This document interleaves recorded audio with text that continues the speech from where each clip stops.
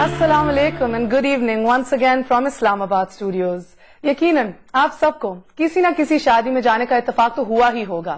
شادی کی مختلف رسومات میں جہاں زیورات اور لباس کی نمود و نمائش نظر آتی ہے، وہیں کھانوں کی لاتعداد اقسام بھی شادی کا ایک اہم حصہ بن چکی ہے. آج یہ کھانا اب اس کے اوپر آج ایک ایشو کھڑا ہو چکا ہے جس کے اوپر ہم بات کریں گے. And I am sure you are going to understand what I am talking about in a very brief time, because آج یہ کہنا غلط نہ ہوگا کہ کھانے کی ایک بہت بڑی لسٹ پر مشتمل مینیو کسی خاندان کا اسٹیٹس ڈیفائن کرتا ہے. کھانوں کا یہ غیر ضروری دکھاوا عمرہ کے لیے اپنے پیسے کی نمائش ہوتی ہے اور متوسط طبقے کے لیے جھوٹی شان و شوکت. ایک مخصوص طبقہ کھانوں اور دیگر اشیاء کی بنیاد پر یہ معیار بنا تو لیتا ہے، مگر ہمارے ملک کی اکثریت آبادی کے لیے اس تک پہنچنا بہت مشکل ہو جاتا ہے.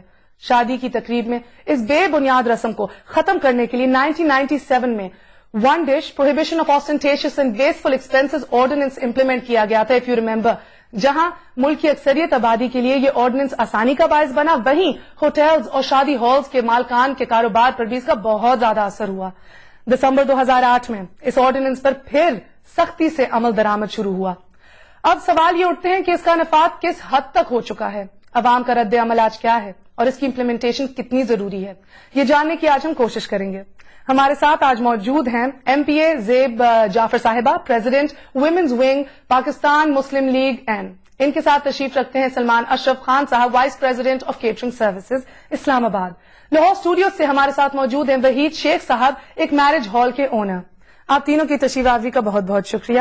زیب، سب سے پہلے I want to ask you, بنیاد کیا ہے اس کی؟ پہلے بھی شروع ہوا، اب ہم نے پھر لگایا، بیچ میں چلا بھی گیا، بار بار آپ کی حکومت اسے لے کر آتی ہے، سو اس کے کیا ڈائنامکس ہیں، ریزننگ ہے؟ Thank you, Meher, for having me in your show. Pleasure. Basically, as you said in your introduction, this was started in Mia Nawaz Sharif Saab when he was the Prime Minister in 1998. Ji.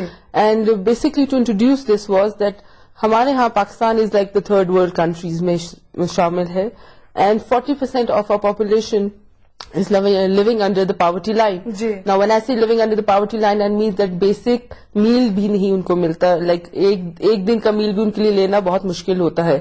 اور جہاں آپ نے دیکھا ہے کہ food crisis ہے, economical crisis ہے, and that's a global issue, وہاں Pakistan is also facing these crisis. بالکل. So it was very important for this government to take up this issue as well. Now our Chief Minister Mia Nawaz Sharif Saab has kept it very close to his heart and he is working very hard on this food crisis. ہم لوگوں نے اس کو ایک implement دوبارہ کروایا ہے and has given very strict orders.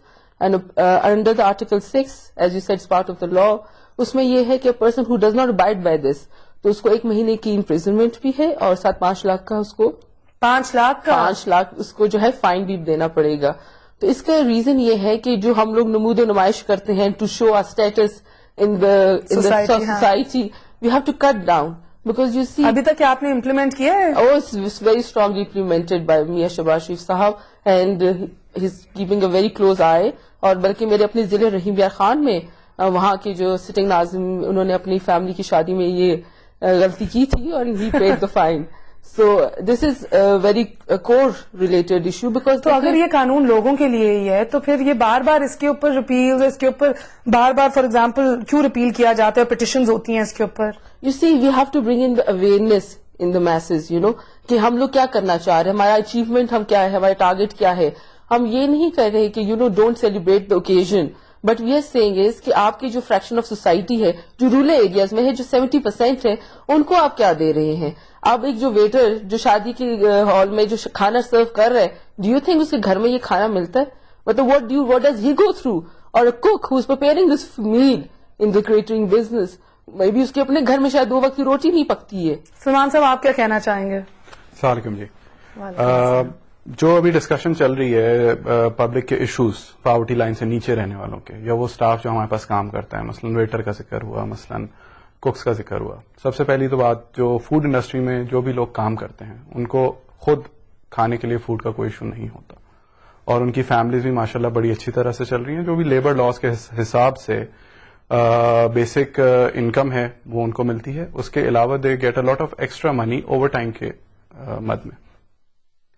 اور جہاں تک اس ایشو کے اوور آل پرابلمس ہیں کہ کیٹررز کو جو ایشوز آتے ہیں یا لوگوں کو آتے ہیں, آج میری کیونکہ پنجاب میں اس چیز پہ زیادہ سختی ہو رہی ہے، لاہور کے کیٹررز، پاکستان کیٹرنگ ایسوسی ایشن کے جتنے عہدیدار ہیں ان سب سے بات چیت ہوئی، ڈسکشن ہوئی کہ زیادہ تنگ ان کو کیا چیز کر رہی ہے. مین پرابلم پولیس کی انوالومنٹ ہے سب سے پہلے. امپلیمنٹیشن کے اندر مسئلہ پڑ رہا ہے. امپلیمنٹیشن کے اندر مسئلہ ہے، کچھ بیجا سختیاں ہیں جو رول بک میں بھی نہیں ڈیفائنڈ. مثلاً رول بک سیز کہ 1 گریوی 1 رائس اینڈ 1 ڈیزرٹ. اس رائس پہ فردر ایک اور رول لگا دیا گیا کہ اس میں میٹ نہیں ہونا چاہیے.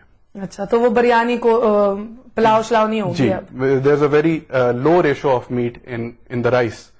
اور میرا نہیں خیال وہ کوئی آسٹنٹیشس ڈسپلے میں آتا ہے. اگر چاول کے اندر تھوڑا سا میٹ ہو تو اس طرح کے چھوٹے چھوٹے ایشوز زیادہ تنگ کر رہے ہیں، کیونکہ کیٹررز ہی مل کے گورنمنٹ کے پاس گئے تھے یہ کہنے کہ جی آپ کھانے پہ سے پابندی اٹھائیں اور 1 ڈش کی امپلیمنٹیشن کریں.